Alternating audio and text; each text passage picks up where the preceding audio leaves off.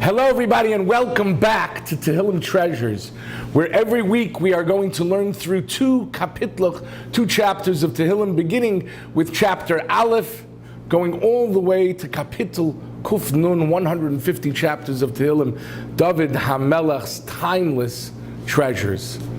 This episode of Tehillim Treasures is sponsored by two exceptionally wonderful organizations. First of all, Chazak giving chizuk to Yidden all over the world, throughout the world, through various mediums. But Chazak has given strength to Yidden, and especially over the last 2 years throughout COVID, when so many people were locked up inside, Chazak was there for you. Please support them generously. And finally, Chickens for Shabbos, which is exactly that. At chickensforshabbos.com, you will be able to donate to an incredible organization that provides chickens for Shabbos, but much more than chickens. For those people who are rabbeim, they're melamdim, they can't afford things, they give them chickens. For women who are grushis, they're divorced, or agunas, they're all alone, they need our help. And we, in Mir Yeshiva, will be able to help them. Please give generously, chickensforshabbos.com. We now get back to the next two kapitlos, which is Kapitel Yud Aleph and Yud Beis. Kapitel Yud Aleph begins Lamnatseach LeDavid.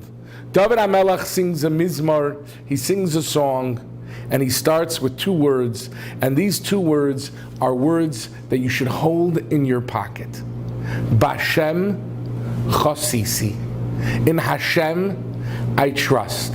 Throughout Tehillim, David HaMelech speaks about bitachon. He speaks about trusting in Hashem, and this is yet another opportunity where David HaMelech is able to speak to us about bitachon.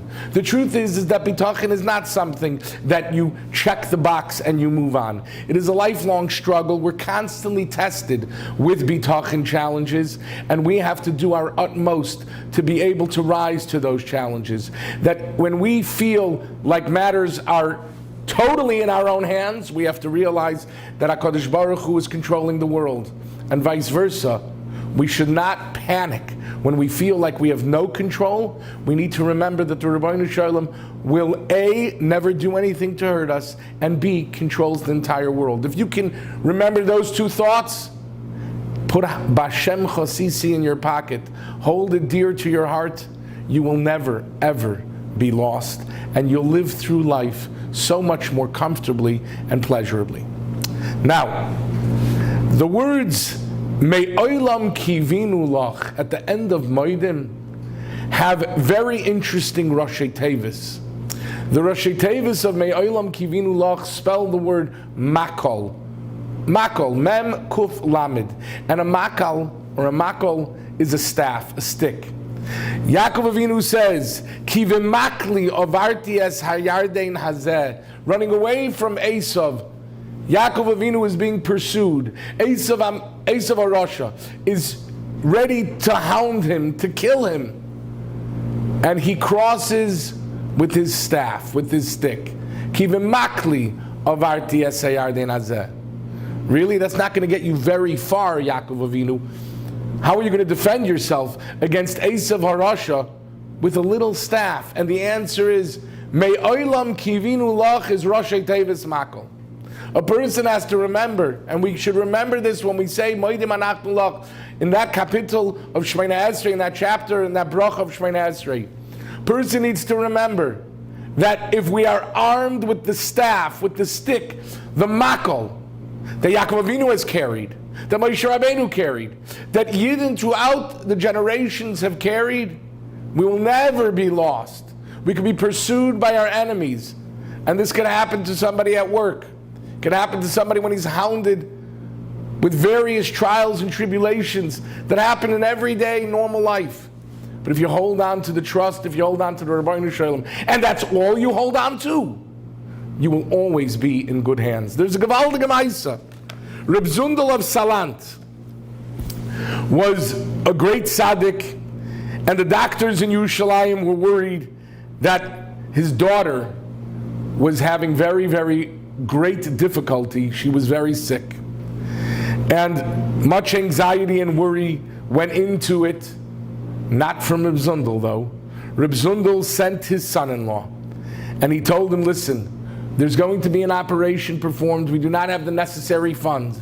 Can you please go travel to Europe, and you will be able to raise the money so that my daughter, your sister-in-law, will be able to have the operation she needs.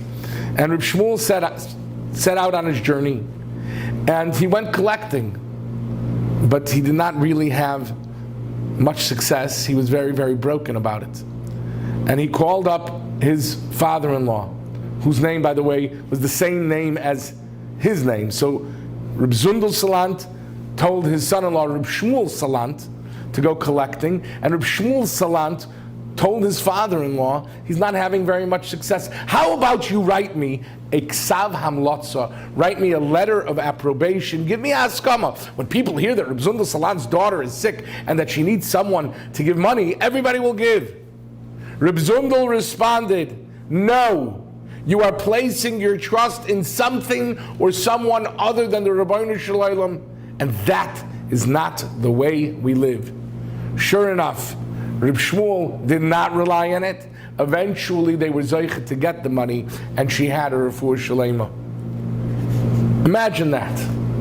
Reb Zundel Salant's own daughter is deathly ill. She needs an operation to save her life. All his son-in-law was asking for was just a letter. But Reb Zundel understood there was only one that could help his daughter, Bashem Chosisi, Hashem and no one else. This brings us to the next chapter of Tehillim, chapter 12, Kapitel Yud Beis. And Kapitel Yud Beis speaks of a very, very important midah. It speaks of the midah of emes. David speaks about svas chalokos, yachreis Hashem kol sifsei chalokos. A person asks Hashem, cut off all the lips of smooth talk. Sometimes people think that their talk will be smooth and glib. They'll get it by whoever they need to. They'll get what they want. They won't be totally honest. Little do we realize, says Reb Shamshon Raphael Hirsch, that the word chalak, which means smooth, and the word chelek, which means a portion, a division, something that's separated, are really the same word. A person wants something to be whole, and therefore you think, I won't be totally honest, and I'll keep it whole. I'll make it whole. On the contrary, adarabba, punk fakir, just the opposite.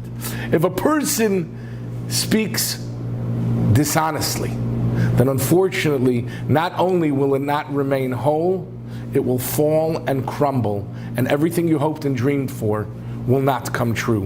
And David HaMelech talks about the midah of emes, and he goes through various instances in David HaMelech's life when emes was needed, and the importance of emes, and how you can't rely on sheker, because sheker ein loy raglayim, sheker has nothing to stand on. I want to share with you a story. The story some might find a little troublesome, but I think it's a very powerful story. Reb Shimon Schwab, the great Rav of the Washington Heights community, who was a great tzaddik, he stood for truth. He spoke often about the importance of being ehrlich and honest, and his community followed in his footsteps.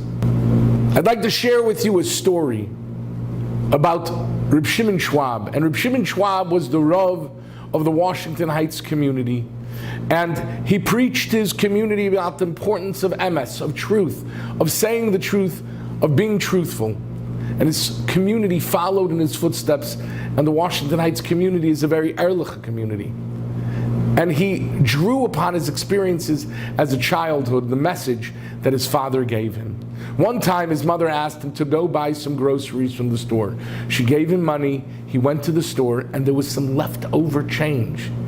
And Shimon wanted a piece of chocolate. So he bought the chocolate with the leftover change, he ate the chocolate, and he put the wrapper in his pocket so no one would know. He then went home, and his mother asked him for the change. And he said, I'm sorry, Mommy, there was no change. and she noticed that there was a wrapper sticking out of his pocket. She called him on his dishonesty, and he confessed.